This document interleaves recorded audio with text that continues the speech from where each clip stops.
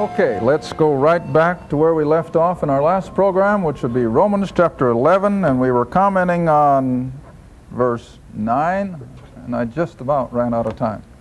But anyway, we'll pick up there again, and I noticed they're ready to put the books on the screen, so we want to remind our television audience every day we have new listeners that all the past programs are available on VCR tapes. We've put 12 programs on one 6-hour tape, and we can send them postage paid anywhere for $30. Now remember, that's a 6-hour tape, 12 programs. And then the little books are a transcription of each 6-hour tape, and we can send them postage paid for $6. Now, I always qualify that any time people in prison write for these books, and we get a lot of them, we send them free to the prisons. If missionaries want to use them in their ministry overseas, we send them free to missionaries.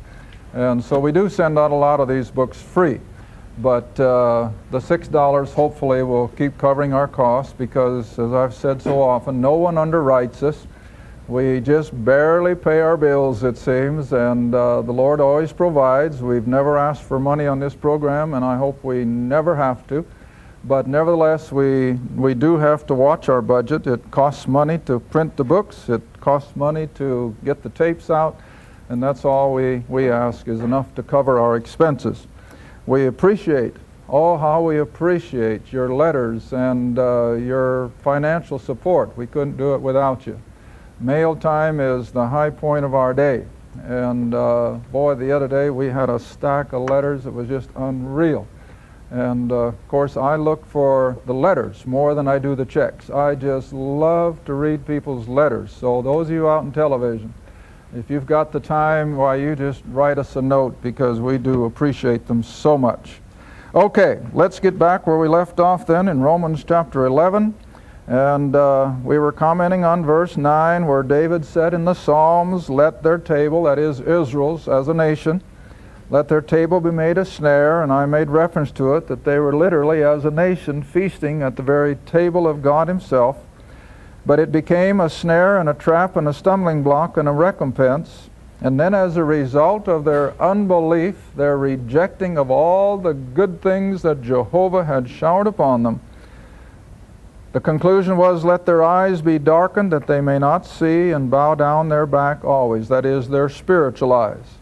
And so in their unbelief, God just made sure that they really wouldn't believe by putting a spiritual blindness upon the nation. Now remember, I've taught over the years that God deals with the Jew on two levels, national and individual.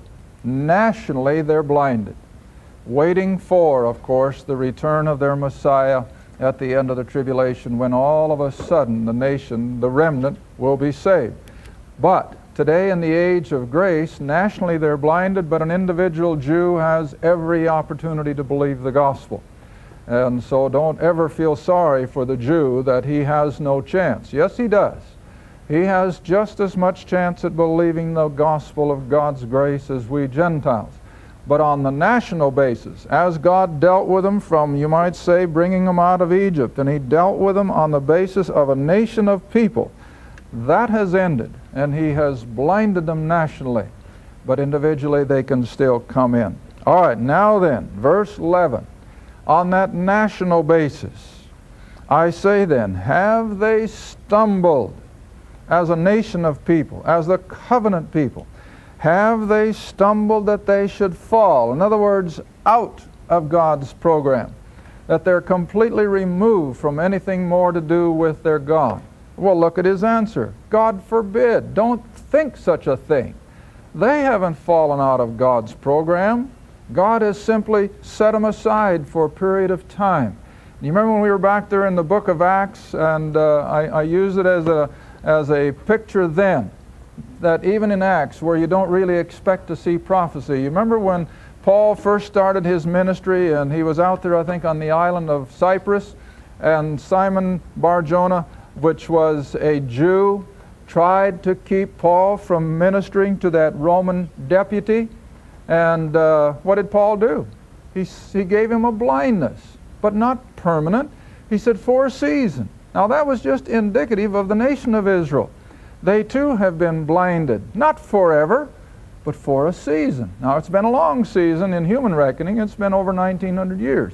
But it's not going to last forever. One day, and we trust we're getting closer and closer, as time runs out, Israel will once again have her spiritual eyes opened. All right, now then, the verse that we're dealing with, verse 11, but rather through their fall, because the nation of Israel rejected her king and her Messiah and her Redeemer, God in turn went to the Gentiles with this program of grace unheard of, beyond human comprehension.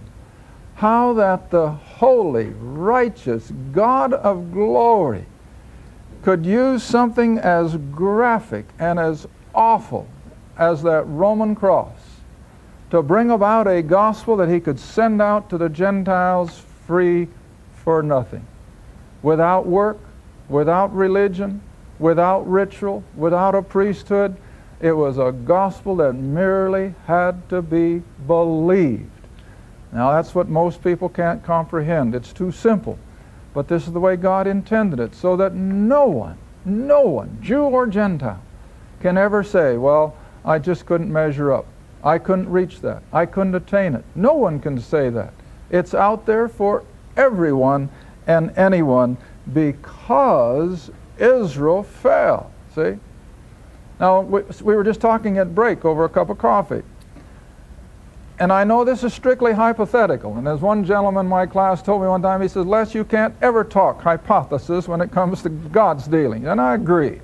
But nevertheless, from the human standpoint, hypothetically, you see, if Israel, and that's a great big if Israel would have accepted the Christ, if they would have embraced him as their Redeemer and their Messiah and their King, hypothetically, what would have happened? Oh, they could have had the king and the kingdom, but according to the Old Testament prophecies, had they have done that, then what could have Israel done? They could have evangelized those Gentiles and just brought them in by the millions to a knowledge of their God. That was their prospect, see? But that's hypothetical. In the foreknowledge of God, it couldn't happen. He had to die. And so the nation of Israel rejected him. They crucified him.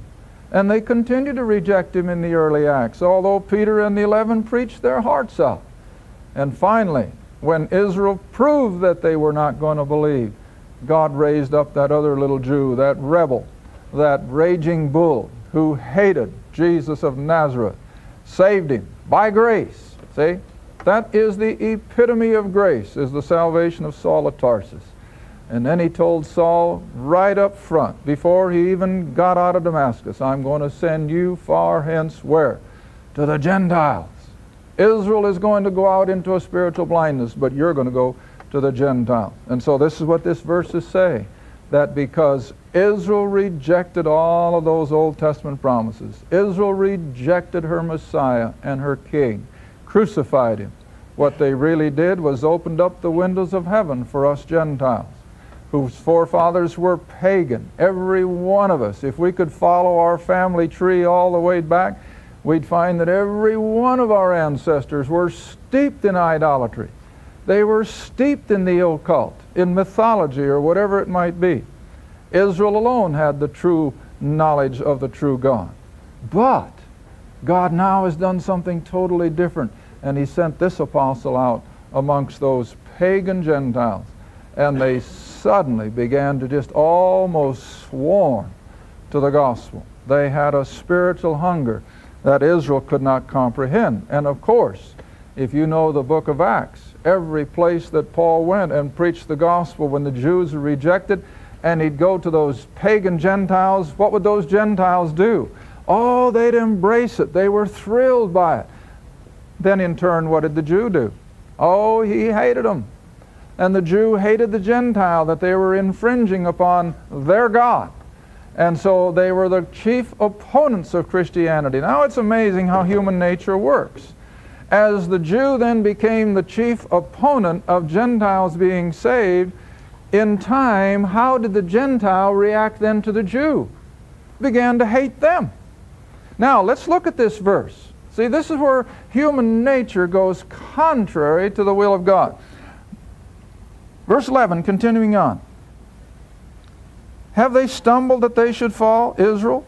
Well, don't think such a thing. But rather, through their fall, salvation has come to the Gentiles, don't stop, to provoke them, the Jew, to what? To jealousy.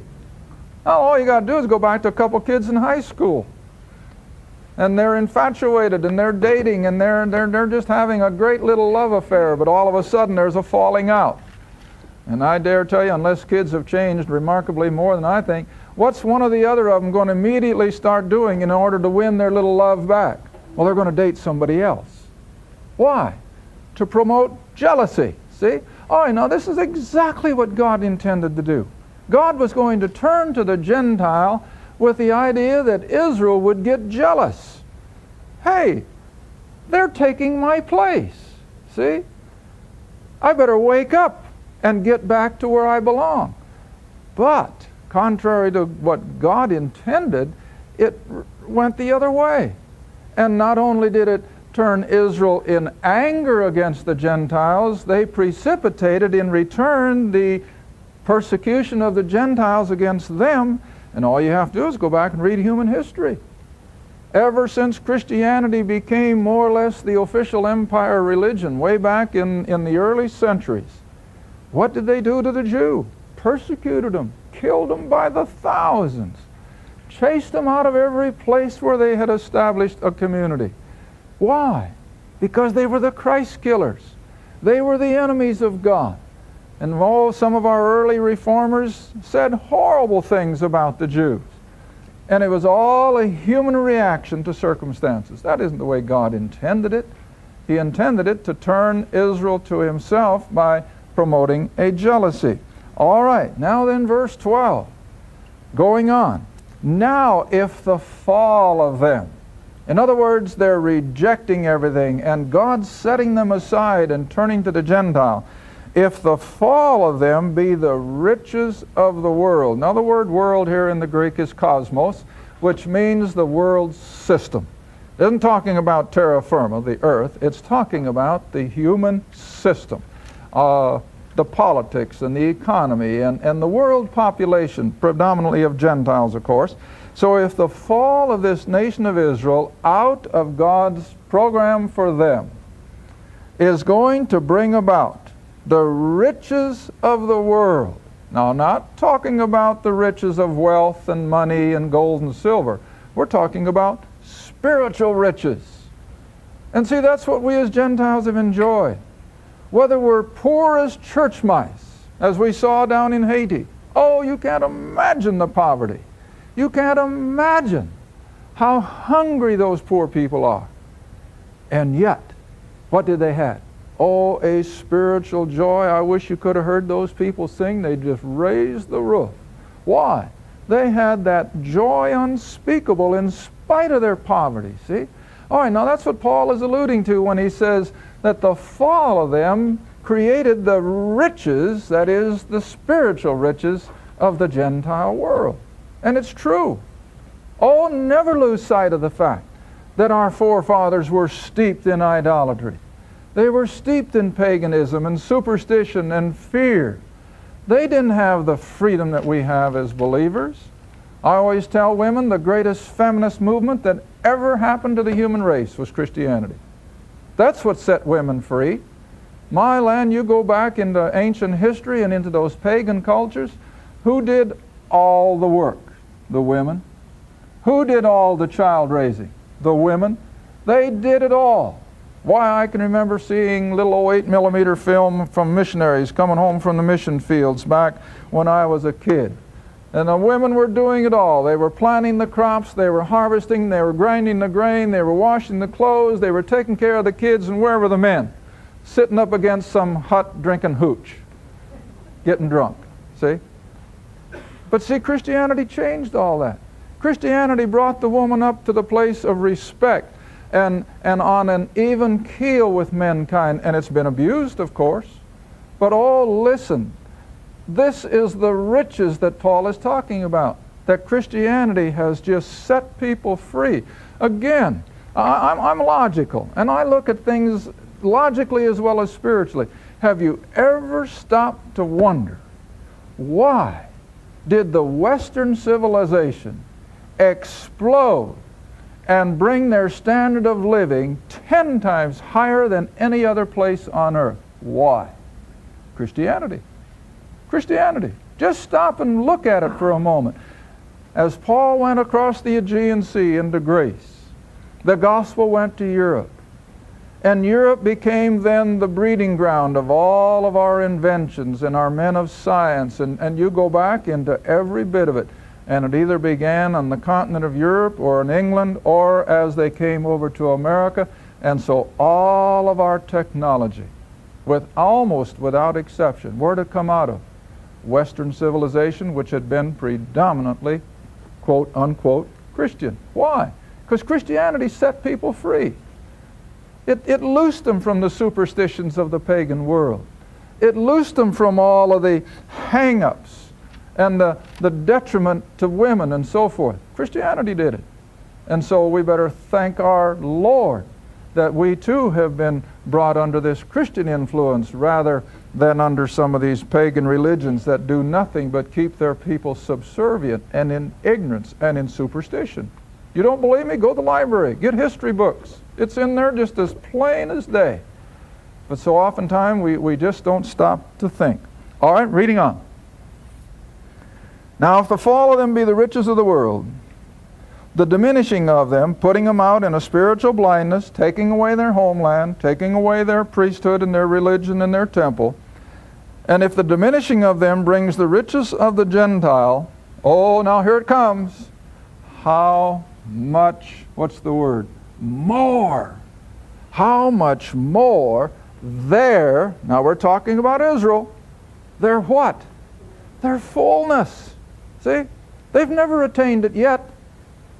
They've never attained the fullness that God has in store for them, but it's coming. Don't you ever sell the Jew down the river. It's coming. Oh, they're going to go through some horrible times. You can already see it in the little nation of Israel. They're being backed into the corner a little bit tighter all the time.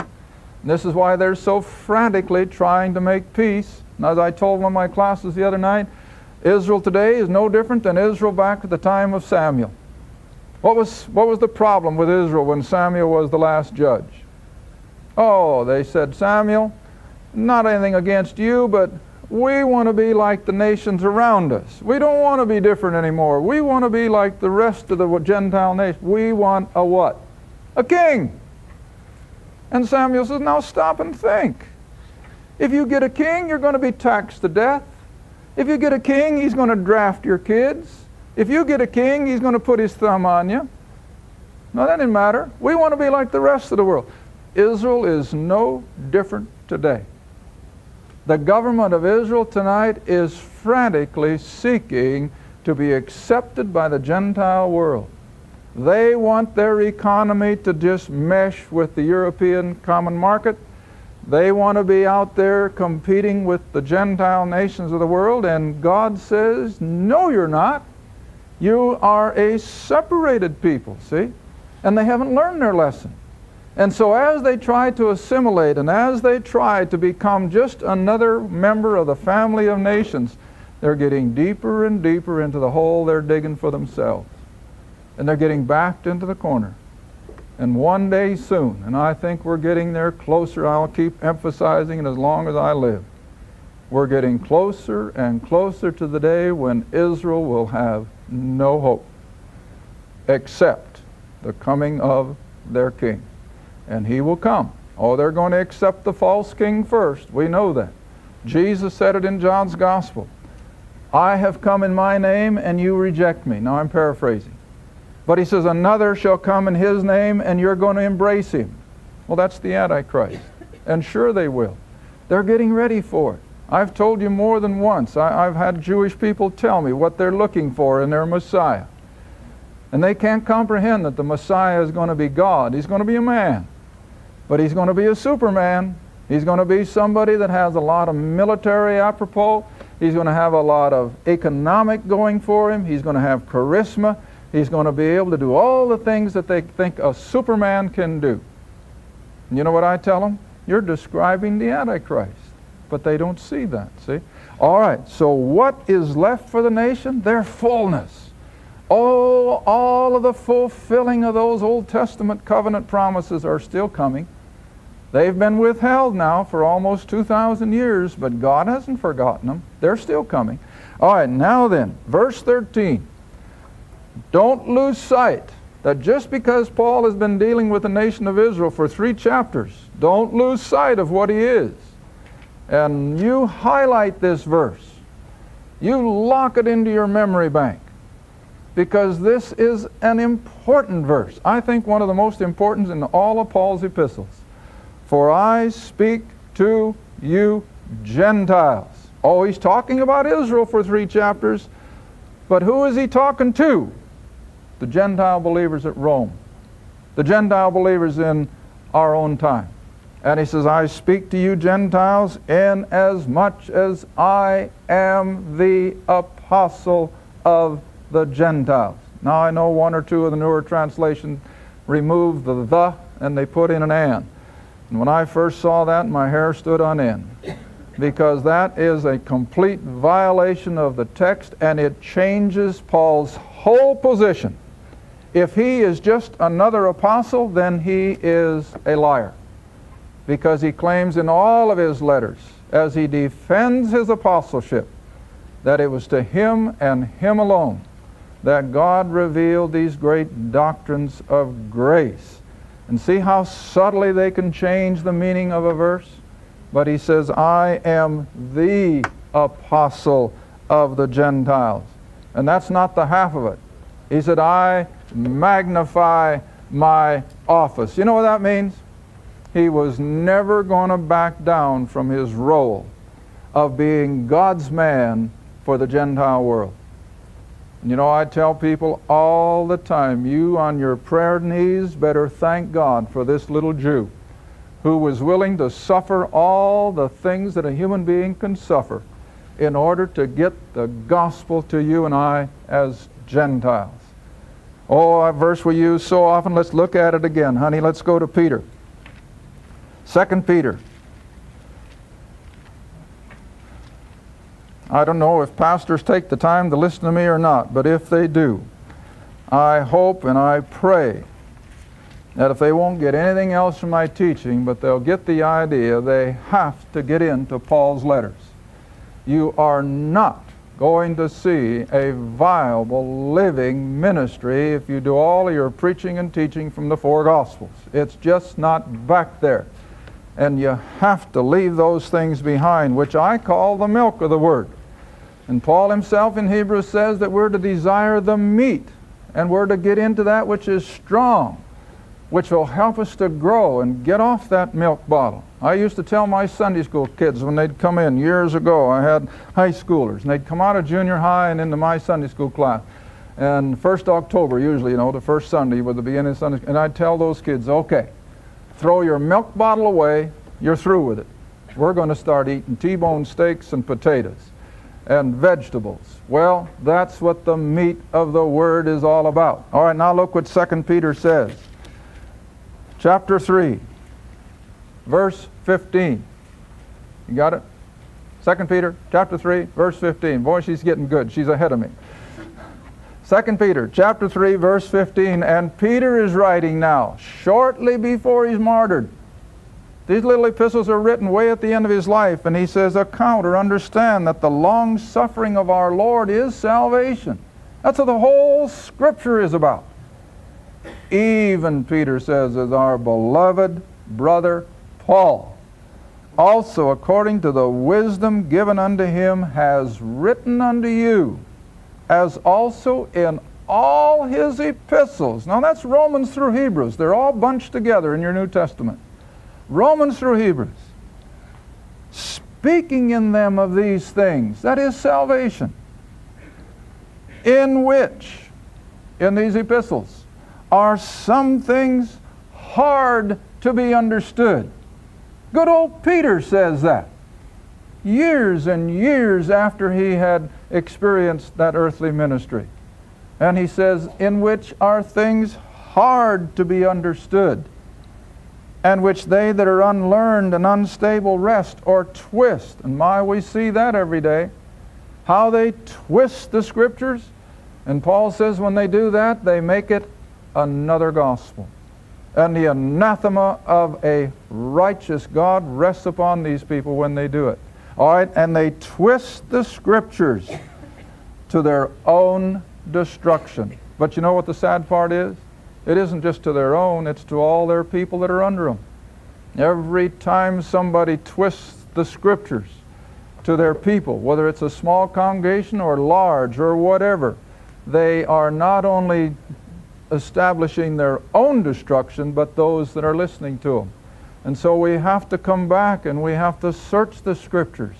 Peter tells us, get back to the writing of Paul.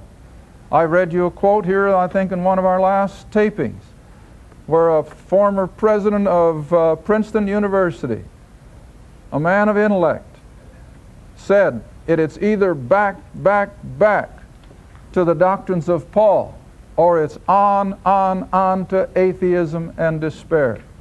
And of course, when I read that, I knew right away he must have been a long time back. And so I called Princeton, and sure enough, from 1888 to 1902 was when he held the office of president of Princeton.